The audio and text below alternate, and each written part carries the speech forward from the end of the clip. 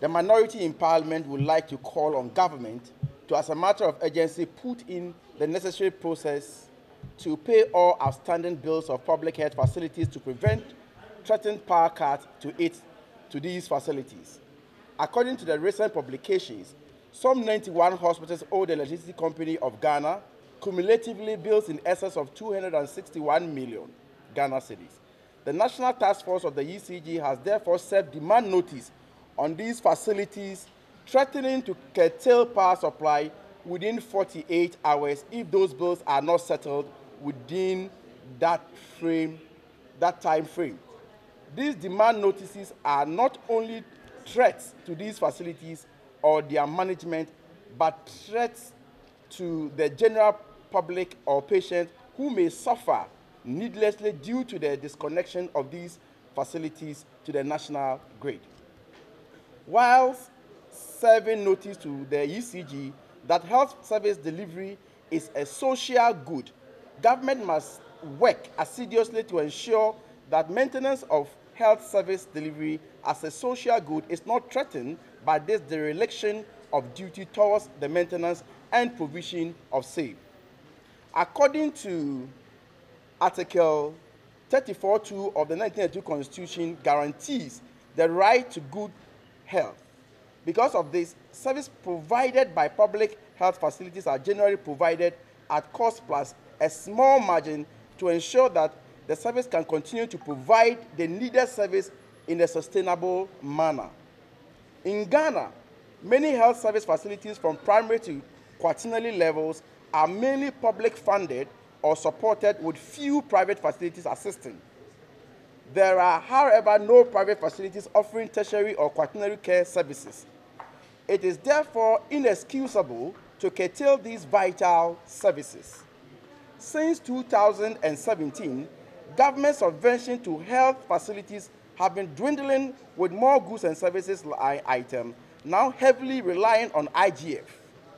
These demands on internally generated funds are now choking facilities of their ability to settle their obligations to utilities and other service providers.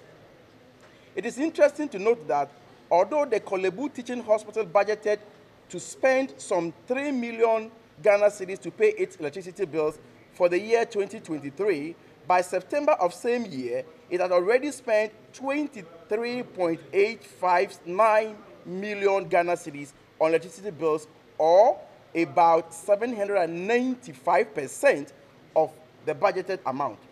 Same phenomenon applies to the Tamale Teaching Hospital that budgeted for 400,000 of its internal generated funds on electricity, but by September it had already spent 734.193 million thousand Ghana cedis, or 183% of the budgeted amount on electricity.